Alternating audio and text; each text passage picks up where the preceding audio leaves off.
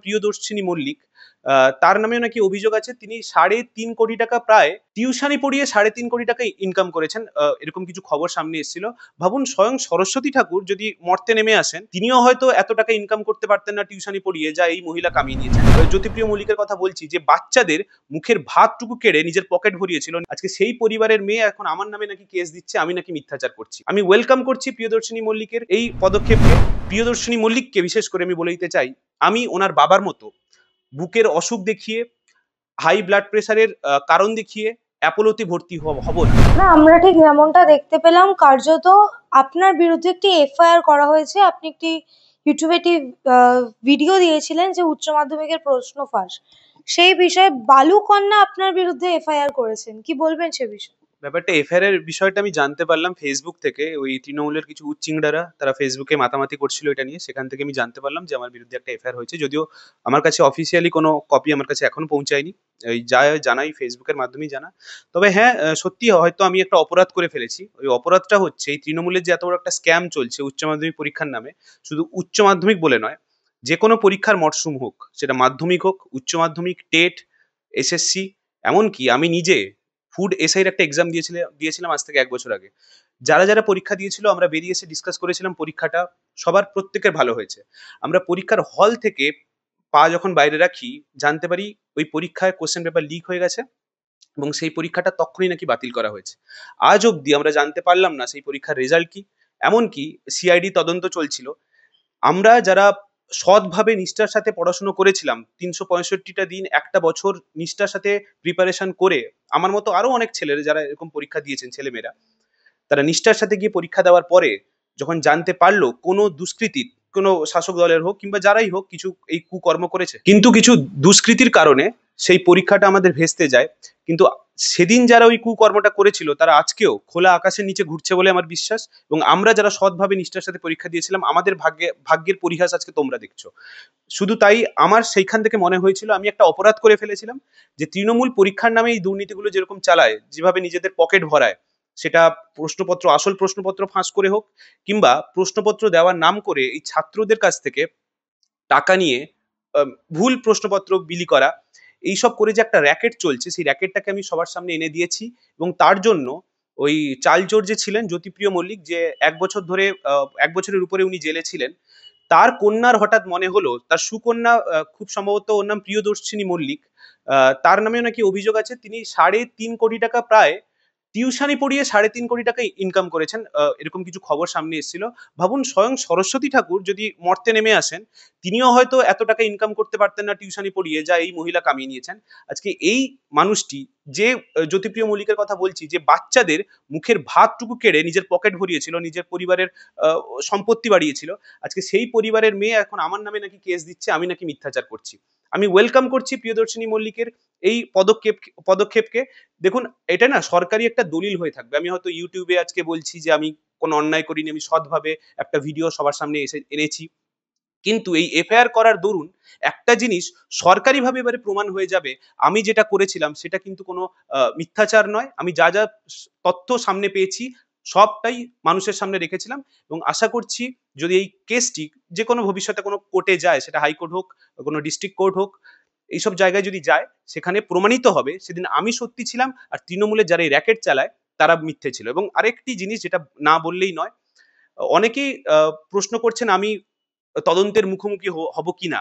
আমি এই ভিডিওর মাধ্যমে তাদেরকে বলে দিতে চাই, প্রিয়দর্শিনী মল্লিককে বিশেষ করে আমি বলে দিতে চাই, আমি ওনার বাবার মতো বুকের অসুখ দেখিয়ে, হাই ব্লাড প্রেসারের কারণ দেখিয়ে অ্যাপোলোতে ভর্তি হব না। আমি মদন মিত্র, আমি পার্থ চ্যাটার্জির মতো উডবার্নে গিয়ে ভর্তি হব না। যখন পুলিশ তদন্ত করতে আসবে, ১০০% তাদেরকে আমি সৎভাবে নিষ্ঠার সাথে, কিন্তু আমার কাছে যা তথ্য আছে সব ওদের হাতে তুলে দেবো। দাদা, তোমার পোস্টে আরো একটা জিনিস দেখা গেছিল, মৌপ্রিয়া নন্দীর এগেইনস্টও তুমি কতগুলো তথ্য দিয়েছিলে। হ্যাঁ, মানে ও একটা, ও কোনো মৌপিয়া নন্দী কোনো সাংবাদিক নয় আমার কাছে। মানে একসময় হ্যাঁ ভালো লেগেছে, ভালো লাগতো। মানে একটা সময় ছিল যখন ওনার কাজ, প্রশ্ন করার যেভাবে করতেন, যেভাবে ঝাঁঝালো প্রশ্ন করতেন, ভালো লাগতো একসময়। কিন্তু এখন না, উনি আর সাংবাদিক নই, মানে নয় এখন। এখন উনি কোন জায়গায় পৌঁছে গেছে, উনি আমরা দেখতাম দাদাগিরিতে আমরা সৌরভকে দেখি অ্যাঙ্কারিং করতে, আমরা দিদি নাম্বার ওয়ানে রচনা ব্যানার্জিকে দেখি অ্যাঙ্কারিং করতে, ঠিক সেই ধাঁচেই মৌপিয়া নন্দীকে আমরা এখন অ্যাঙ্কার হিসেবে চিনি। আমি ওনাকে সাংবাদিকের পর্যায়ে ফেলবো না। উনি হঠাৎ করে, আমি জানি না ওনার কি মনে হলো, আমার প্রতি কি রাগ, আমি তো ওনার নিয়ে একটা উচ্চবাচ্য কিছু এখনো অব্দি ফেসবুকে করিনি, এই অন্তত এই লাস্ট 1 বছরে আমি করিনি।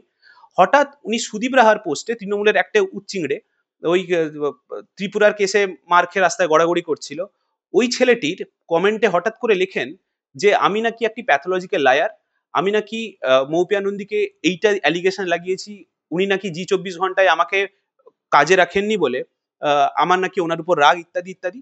আমি সবটা আমার ভিডিওর মাধ্যমে সবটা পরিষ্কার করে দিয়েছি যে জি 24 ঘন্টার একটা অডিশন হয়েছিল আজ থেকে প্রায় 3 বছর আগে, 2022 সালের 8ই এপ্রিল খুব সম্ভবত। সেদিন যারা যারা ওইখানে পরীক্ষা দিতে মানে অডিশনে এসছিলেন, তারা 12 থেকে 13 ঘন্টা একটা অডিটোরিয়াম রুমে অপেক্ষা করার পরেও তাদেরকে মাত্র 2 থেকে 3 মিনিট সময় দেওয়া হয়েছিল, প্রত্যেককে অন্যায়ভাবে 2 থেকে 3 মিনিট সময় দেওয়া হয়েছিল এইটা বিবেচনা করতে যে তারা ভবিষ্যতে সাংবাদিক হতে পারবে কিনা। একটি সামান্য প্রশ্ন আমি আমার ক্ষোভ থেকে, অভিমান থেকে সেদিন মৌপিয়া নন্দীকে লিখেছিলাম, এবং তাতে আমি কারোকে কোনো বিষয় কিছু অ্যালিগেশন করিনি। এবং আমার মনে সেদিন একটা জেদ চেপে বসেছিল যে যে অন্যায়ভাবে আজকে মানে সেদিন 2022 সালে আমাদেরকে অন্যায়ভাবে না বিচার করে, আমাদের ক্যালিবারকে না বিচার করে সেদিন বের করে দেওয়া হয়েছিল এই অ্যাডামাস ইউনিভার্সিটি থেকে, সেদিন মনে একটা জেদ আমার বসেছিল যে আমি একদিন মৌপিয়া নন্দীর চ্যানেলে যাব এবং মৌপিয়া নন্দী নিজে আমাকে ইনভাইট করবেন তার চ্যানেলে। এবং খুব রিসেন্টলি বাংলা হান্ট, আমি জানি না তোমাদের চ্যানেলে এটা বলা যায় কিনা, বাংলা হান্ট এবং কলকাতা টিভি, যে কলকাতা টিভিতে এখন মৌপিয়া নন্দী কাজ করেন, সেই বাংলা হান্ট এবং কলকাতা টিভি একটি বসন্ত এসে গেছে বলে একটি উৎসব করে, সেখানে আমাকে কার্ড পাঠিয়ে ইনভাইট করেছিল। আজকে মৌপিয়া নন্দী, যিনি আমাকে প্যাথোলজিক্যাল লায়ার বলছেন, যিনি বলছেন আমি নাকি ফার্স্ট রাউন্ডেই ফেল করে গেছিলাম, আজকে সেই ছেলেটাকে ইনভাইট করে তাদের প্রোগ্রামে ডাকতে হচ্ছে, তাদের বসন্ত এসে গেছে ডাকতে হচ্ছে। উনি দেখেছিলাম বসন্ত এসে গেছে যে প্রোগ্রামটা, ওখানে নাকি রুদ্রনীল ঘোষকে গালে রং মাখিয়ে দিচ্ছিলেন। কোন রুদ্রনীল ঘোষ? যাকে 2-3 দিন আগে ফেসবুকে বিভৎস রকম গালিগালাজ করতেন, আজকে তার গালে আজকে রং মাখিয়ে দিচ্ছেন। আমার বিশ্বাস আমিও যদি সেদিন বসন্ত উৎসবে যেতাম, এই প্যাথোলজিক্যাল লায়ারকে তার গালেও হয়তো উনি রং মাখিয়ে দিতেন। কিন্তু আমি যাইনি কারণ আমার একটা আত্মসম্মান বোধ থেকে আমি সেই অনুষ্ঠানে যাইনি। আজকে মৌপিয়া নন্দীকে আমি প্রশ্ন করতে চাই, সেদিন আপনি জিতেছিলেন নাকি আজকে আমার জেদ জিতে গেছে?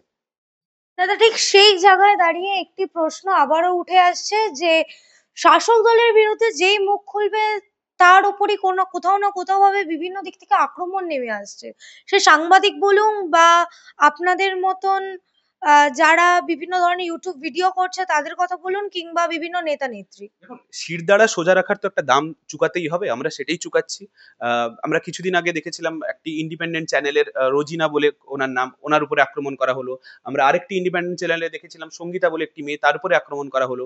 এরকম অনেক আক্রমণ আসবে, সামনে ইলেকশন আছে।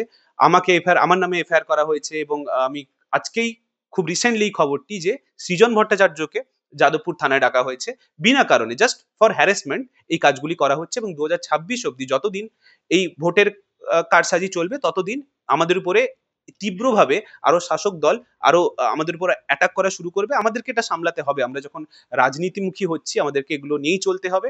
এবং বিশ্বাস, সাধারণ মানুষ যারা এগুলো দেখছেন তারা এগুলো বুঝবেন, এবং আগামীতে এই দলটিকে যাতে উপড়ে ফেলে পশ্চিমবঙ্গের ওই নবান্নের সামনে যে গঙ্গার ঘাট আছে, ওই গঙ্গার ঘাটে যেন ছুড়ে ফেলে দেয়, সেই আবেদন আপনার ভিডিওর মাধ্যমে আমি দর্শকদের করবো।